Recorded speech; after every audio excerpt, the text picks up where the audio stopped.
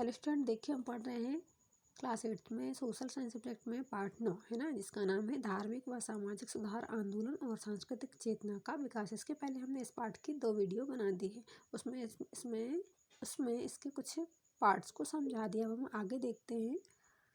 तो आगे देखिए, हम चलेंगे। पारसी एवं सिखों के सुधार आंदोलन। सामाजिक एवं धार्मिक सुधारों का यह प्रयास हिंदू मुसलमानों के साथ साथ अन्य समाजों में भी सक्रिय रूप से किया जा रहा था। सन 1851 ईस्वी में पारसियों ने एक धार्मिक सुधार संघ की स्थापना की जिसका उद्देश्य पारसियों की सामाजिक स्थिति का पुनरुद्धार कर पारसी धर्म की प्राचीन पवित्रता पुनः स्थापित करना था। इस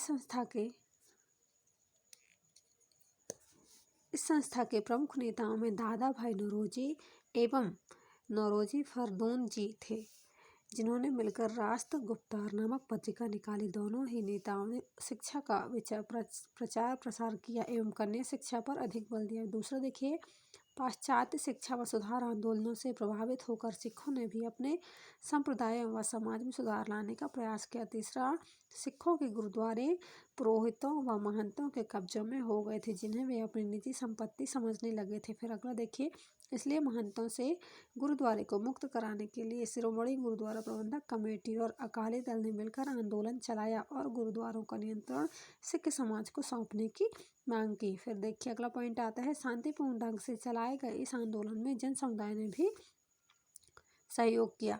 सभी के संयुक्त प्रयासों से सन 1925 ईस्वी में एक कानून बना, जिसके अनुसार गुरुद्वारों के संचालन का भार शिरोमणि गुरुद्वारा प्रबंधक समिति को सौंप दिया गया।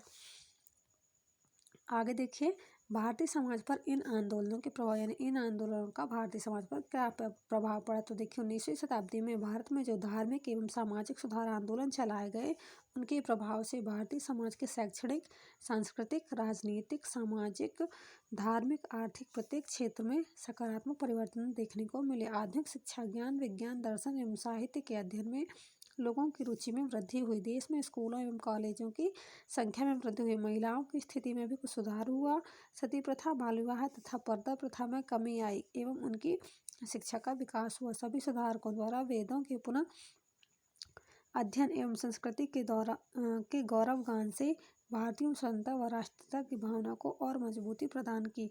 इन सुधार आंदोलनों से पूरे देश में एक नई जागृति फैली तथा सांस्कृतिक चेतना का विकास हुआ। आगे देखिए, जानते हैं हम शिक्षा, साहित्य एवं कला तथा विज्ञान का विकास। तो भारत में कंपनी की सरकार द्वारा शिक्षा के क्षेत्र में किए गए प्रयासों का अध्ययन आप पूर्व में कर चुके हैं ना। ये भारत में जो कंपनी की सरकार थी, कौन सी कंपनी? ईस्ट इंडिया कंपनी है ना। इसकी जो सरकार थी, इसके द्वारा जो शिक्षा के क्षेत्र में प्रयास किए गए थे, उसके बारे में हम पहले जान चुके हैं। यहाँ हम व्यक्तिगत प्रयासों का अध्ययन करेंगे। सभी समाज सुधारकों ने शिक्षा के विकास पर बल दिया तथा व्यक्तिगत प्रयास भी किए, जिससे इस सदी में स्कूलों व कॉलेजों की संख्या में वृद्धि हुई। आगे देखिए, धन अभाव के कारण प्राथमिक शिक्षा को पर्याप्त प्रोत्साहन नहीं मिल सका, जिससे 20वीं सदी के प्रारंभ में भारत के अधिकांश गांवों में प्राथमिक स्कूल नहीं थे। परिणाम स्वरूप देश के अधिकांश बच्चे शिक्षा से वंचित रहे। शिक्षा केंद्रों एवं नीतियों पर ब्रिटिश प्रभाव को कम करने के लिए भारतीय सुधारकों ने राष्ट्रीय शिक्षा परिषद की स्थापना की। तीसरा देखिए, वाराणसी एवं अहमदाबाद में विद्यापीठों की एवं अलीगढ़ में जामिया मिलिया इस्लामिया की स्थापना की गई। पंडित मदन मोहन मालवीय ने बनारस में हिंदू विश्वविद्यालय तथा रविंद्रनाथ ठाकुर ने शांति निकेतन में विश्व भारती की स्थापना की। अब देखिए, संस्कृति, अभी शिक्षा थी, अब हम देखते हैं संस्कृति। तो सभी सुधार आंदोलनों के माध्यम से सुधारकों ने भारतीय संस्कृति के महत्व की व्याख्या की तथा वेदों के ज्ञान को अनिवार्य बताया। परिणाम स्वरूप भारतीयों के हृदय में अपनी संस्कृति के प्रति नव चेतना का विकास हुआ। इस सदी में वेद, पुराण, भगवत गीता एवं अनेक संस्कृत ग्रंथों का विभिन्न भाषाओं में अनुवाद किया गया है, जिससे आम जनता को भी शिक्षा, संस्कृति एवं धर्म की जानकारी हो सके। फिर देखिए, साहित्य एवं कला। 19वीं सदी के भारत में अनेक भाषाओं के साहित्य का विकास हुआ। जहाँ पहले अधिकांश साहित्य धार्मिक विषयों से प्रेरित थे, वहीं इस समय में पद्य के साथ ही गद्य को भी स्थान मिला। दूसरा देखिए, उपन्यास, लघु कथा, नाटक तथा निबंध जैसी नई शैलियों का भी विकास हुआ। साहित्य की इन शैलियों एवं काव्य में मुख्यतः मानवतावादी विषय ही होते थे, जिनका संबंध साधारण लोगों के जीवन, संघर्ष एवं उनकी समस्याओं से संबंधित होता था। इस समय लिखी गई रचना व साहित्य ने देश प्रेम एवं राष्ट्रीयता की भावना को सशक्त करने का काम भी किया। क्षेत्रीय भाषा में विकसित साहित्य ने सुधारवादी विचारों का प्रचार प्रसार किया, अन्याय के विरुद्ध आवाज उठाई। तेलुगु के गुरजादा अप्पा राव, मराठी के हरिनारायण आप्टे, मलयालम के कुमारन नेमचंद्र बरुआ, कन्नड़ के वेंकटप्पा गौड़ा पुट्टप्पा एवं उर्दू के मोहम्मद इकबाल आदि का इस समय सांस्कृतिक एवं सामाजिक चेतना की जागृति में प्रमुख योगदान रहा। साहित्य जगत की सर्वाधिक महत्वपूर्ण उपलब्धि बांग्ला के महान लेखक बंकिम चंद्र चट्टोपाध्याय द्वारा रचित वंदे मातरम एवं रविंद्रनाथ टैगोर द्वारा रचित जन गण मन अधिनायक रहा है। ये गीत स्वतंत्र भारत के राष्ट्रीय गीत और राष्ट्रीय गान के रूप में स्वीकार किए गए। इकबाल द्वारा सारे जहां से अच्छा हिंदुस्तान हमारा नामक गीत की रचना की गई। सन 1913 ईस्वी में रविंद्रनाथ ठाकुर को सर्वोच्च सम्मान नोबेल पुरस्कार से सम्मानित किया गया।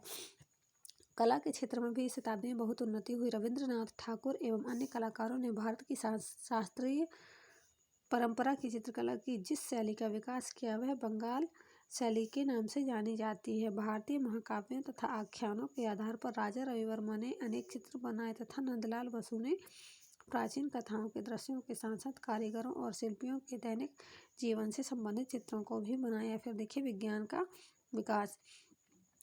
अनेक सुधारकों ने विज्ञान के विकास से ही देश की प्रगति को बताया, इसलिए उन्होंने विज्ञान अध्ययन पर जोर दिया एवं अनेक वैज्ञानिक संस्थाएं स्थापित की। चिकित्सा विज्ञान के पहले भारतीय विद्यार्थी महेंद्रनाथ सरकार थे, जिन्होंने सन 1876 ईस्वी में Indian association for the cultivation of science नामक संस्था की स्थापना की, जो विज्ञान का प्रचार प्रसार करने वाली पहली संस्था थी। 20वीं सदी के तीसरे शतक में इंडियन साइंस कांग्रेस एसोसिएशन की स्थापना हुई, जिसके माध्यम से देश के विभिन्न वैज्ञानिक एक दूसरे के संपर्क में आए। फिर तीसरा देखिए भौतिकी के क्षेत्र में चंद्रशेखर वेंकट रमन, सांख्यिकी के क्षेत्र में प्रफुल्ल चंद्र महलनोबिस तथा गणित के क्षेत्र में श्रीनिवास रामानुजम का नाम विशेष रूप से उल्लेखनीय है। अंग्रेजी शासनकाल के प्रमुख भारतीय वैज्ञानिकों में मोक्षगुंडम विश्वेश्वरैया 1861 से 1962 तक थे। यह ना नए इंजीनियरिंग एवं टेक्नोलॉजी के क्षेत्र में महत्वपूर्ण योगदान दिया। बांध निर्माण, जल विद्युत का विकास, रेशम उद्योग आदि के विकास में इनका सक्रिय योगदान था। प्रफुल्ल चंद्र राय, जगदीश चंद्र बसु, सत्येंद्रनाथ बसु, मेघनाथ शाह, D.N. वाडिया एवं बीरबल साहनी आदि वैज्ञानिकों का योगदान भी महत्वपूर्ण रहा।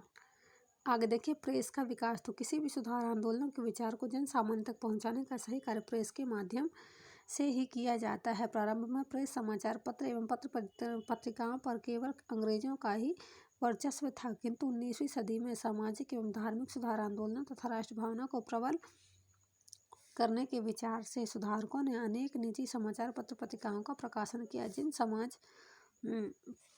जिन समाचार पत्रों के माध्यम से राष्ट्रीय चेतना का विकास करने का प्रयास किया जा रहा था, उनके संपादकों को अंग्रेज जेल में डाल देते थे, किंतु फिर भी इस समय के अनेक समाचार पत्रों ने भारतीयों की मांगों व शिकायतों व उनकी दुर्दशा का खुलकर चित्रण किया तथा स्वतंत्रता की भावना को और अधिक सशक्त किया। अब देखिए प्रमुख समाचार पत्र व पत्रिकाएं थे, ये कौन कौन से थे? जो हमारे ये हिंदू धर्म के थे ना, हिंदुओं ने चलाया था। यानी अंग्रेजों को जब पता चलता था कि इन्होंने ये समाचार पत्र निकाला है, तो वो क्या करते थे, उनको जेल में डाल देते थे, है ना, जो ये समाचार पत्र निकालते थे। देखिए कौन कौन से पत्र पत्रिकाएं थी? The Hindu, the Indian mirror, फिर थर्ड देखिए कौन सा था, बाजार पत्रिका, फिर फोर्थ केसरी, मराठा, स्वदेश मित्र, प्रभाकर और लास्ट कौन था हमारा ये इंदु प्रकाश आदि। 19वीं शताब्दी में हुए धार्मिक व सामाजिक सुधार आंदोलनों के सकारात्मक परिणाम भारतीय स्वतंत्रता आंदोलन को सशक्त बनाने में महत्वपूर्ण योगदान दिया, है ना। तो देखिए यहाँ हमारे ये पाठ समाप्त होता है। अब हम इसको अगले वीडियो में इसके क्वेश्चन आंसर सॉल्व करा देते हैं। धन्यवाद।